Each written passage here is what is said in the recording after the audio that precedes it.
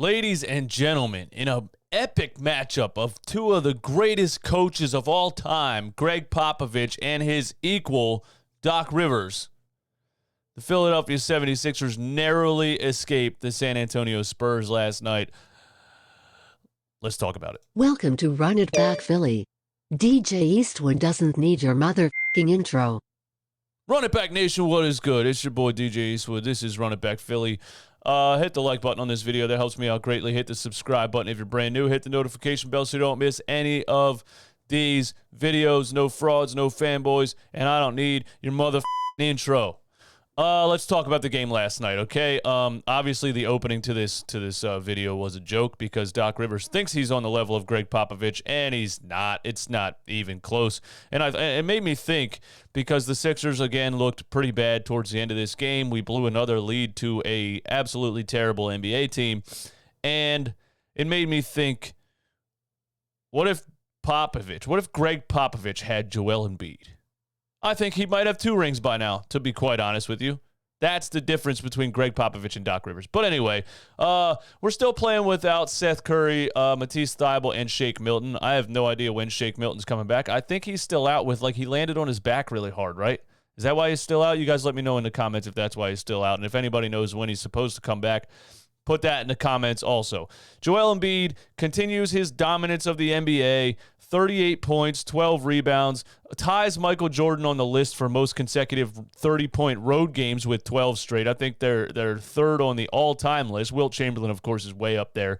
He's a mythical creature. It almost doesn't count. You're never going to touch Wilt Chamberlain. But 12 30-point road games in a row is ridiculous. Joel Embiid's almost automatic at this point.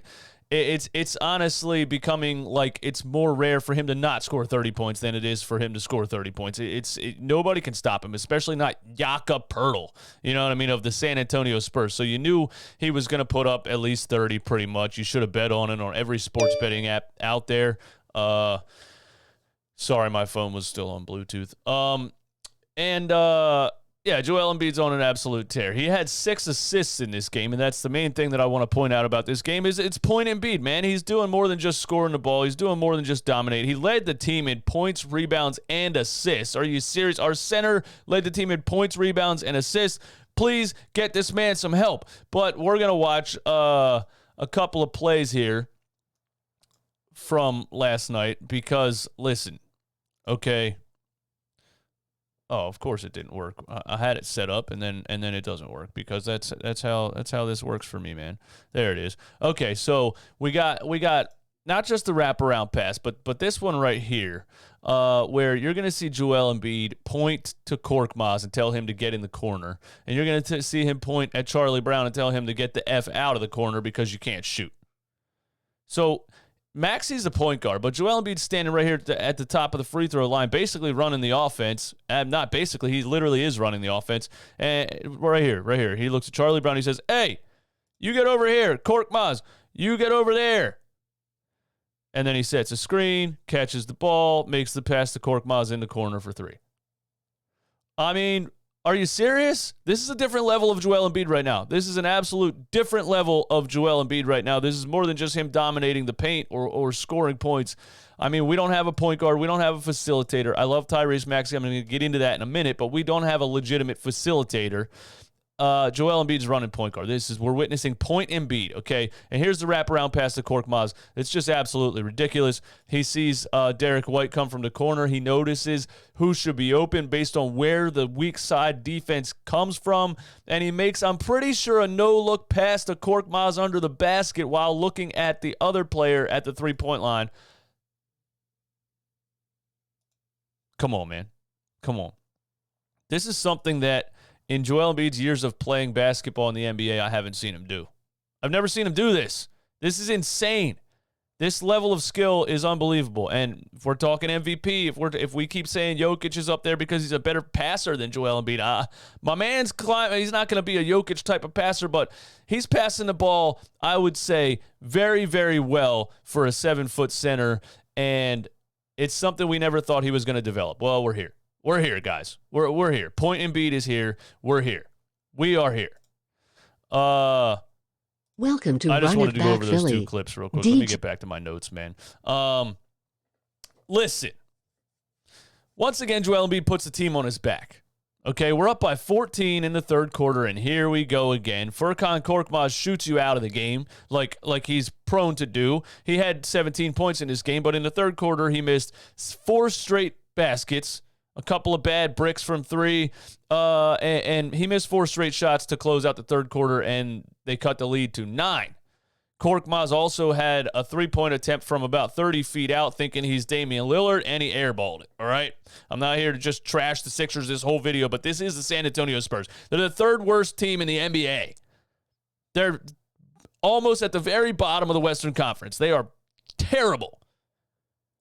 And we had a 14-point lead, and it came down to the wire once again. And, I didn't see the post-game live, but hopefully nobody asked Doc Rivers any questions that might have, riled him up a little bit, you know what I mean? Because who knows, you can't say anything to Doc Rivers. He's on another level. He's Greg Popovich level. But Joel Embiid comes in the fourth. What'd they do? They cut the lead to 5, something ridiculous in the fourth quarter. Joel Embiid comes back in, absolutely dominates the last 5 minutes of the game, drives, taking on double teams, driving and dunking, cutting to the rim and dunking, fadeaway jumpers, you name it. Every single trick in the book, Joel Embiid pulled out in the fourth quarter to put the team on his back once again. And then the wraparound pass to Korkmaz to pretty much ice it. Just an unbelievable display of skill by Joel Embiid in the last 5 minutes of the game. And you take into account that we had blown the lead.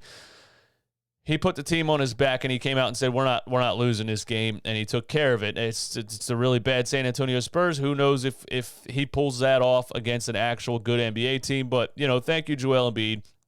Doc Rivers is so lucky he has Joel Embiid. He would be losing to the worst teams in the NBA right now. He would be losing to pretty much every team in the NBA right now if he didn't have Joel Embiid on his roster. It's just facts. And I know it's about who's on the roster, and it's about a lack of talent on the floor, but it's also about coaching. Because guess what? Greg Popovich doesn't have any talent on the floor either outside of Dejante Murray, and he almost beat you. If Joel Embiid was not in this game, the 17-30 San Antonio Spurs would have beat us. So I just wanted to put that out there. The Spurs cut it to 2 points after a terrible Tyrese Maxey turnover late in the fourth quarter.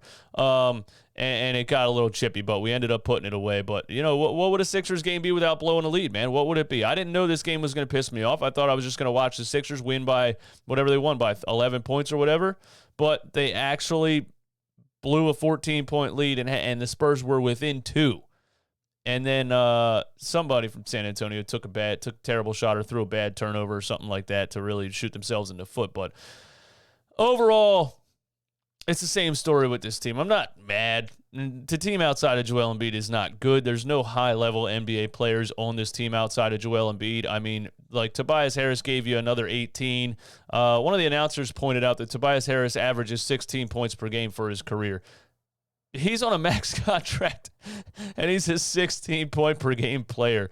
That is wild. That is just wild. That's all I'm going to say about Tobias Harris. He did give us a little bit of a surge in the third quarter when Embiid was out. Got some of his buckets to go, exploiting mismatches, getting smaller guys into post for his little turnaround hook shot. Hit some turnaround jump shots into paint. Tobias Harris is Tobias Harris, but you got 18 from him. It helped us. You got 18 from Tyrese Maxey. He was aggressive the whole game. He did hit a huge 3 in the fourth quarter when the Spurs were making a run at the top of the key, which makes me feel good because, he's still learning. He's still learning, when to know, how to know when to pass the ball, how to know when to run the offense and just try to distribute the ball, and then when to shoot the ball. And basically, he got the ball back to him with 3 seconds on the shot clock, and he had to let it fly from the top of the key, and he hit it. And that makes me feel good about Tyrese Maxey. And he hits a huge floater off the glass when we were up when the Spurs cut it to 7 points in the fourth quarter. So, we got surges from Maxey. We got surges from Tobias. And Joel Embiid put the team on his back in the last 5 minutes. Korkmaz gave us 17. He shot the Spurs back into the game in the third quarter. Korkmaz is Korkmaz. He is what he is. We got to make some serious upgrades to this team. I do want to talk about Dejante Murray. All right? Because the Spurs are bad, but this kid is an absolute gem of a talent. And he finished the game with 19 points, 12 assists, and 9 rebounds. And, it was one of those rumored things with the Ben Simmons thing that the Spurs are interested in Ben Simmons, and could we pry Dejante Murray away from them? I just want to say I would absolutely love to watch Dejante Murray and Joel Embiid on the floor together. Because this dude, and listen, I love Tyrese Maxey, but Tyrese Maxey is not a facilitating point guard at this point in his career. He's not. And we talk about developing. A lot of these things are just instincts. A lot of these things are just how a kid plays from the time he's in high school. And Tyrese Maxey is really just a bucket. You know what I mean? I think he's better at the two, maybe coming off the bench on a championship level team. You get a spark from Tyrese Maxey. I don't think he's a facilitating point guard, especially when I watch somebody like Dejante Murray. He has tight handles. He can get past literally anybody. But the way he runs the pick and roll, reads the floor, reads the defense, and feeds his big man under the basket with precision. He throws absolute dimes.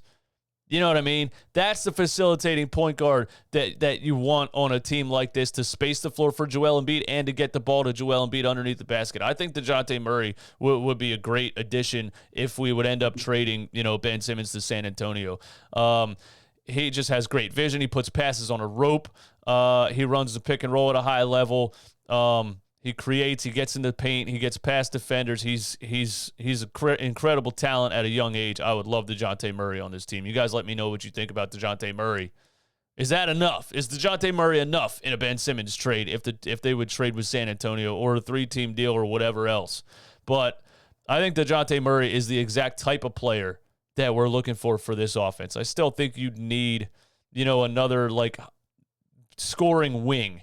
You know what I mean? That we don't have. But that just tells you how much we don't really have on this team outside of Joel Embiid. But I absolutely love Dejante Murray. Isaiah Joe was in the game for 26 minutes. It's sad to me. Isaiah Joe's been a brick, man. He really has. And I had higher hopes for Isaiah Joe. I think he can be a good NBA player, a good role player at some point in his career. But, I talked a lot about Doc. You got to play Isaiah Joe. You got to play Isaiah Joe.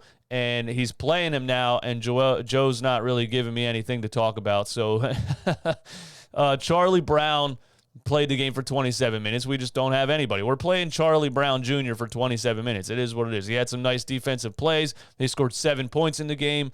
But at the end of the day, listen, this game's just another example of how bad this roster is outside of Joel Embiid, especially without Seth Curry, Matisse Thybulle, and Shake Milton. So, when we get those guys back, I guess we'll see what it looks like. We were 10-2 to start the season. But it's just another example, man. You got to get Embiid some help. Embiid goes for 38-12. He's an absolute powerhouse. He's an MVP candidate. He's dominating everybody every night. All hail Joel Embiid. That's all I got on this game, man. Thank you guys for listening. This is Run It Back Philly. My name is DJ Eastwood.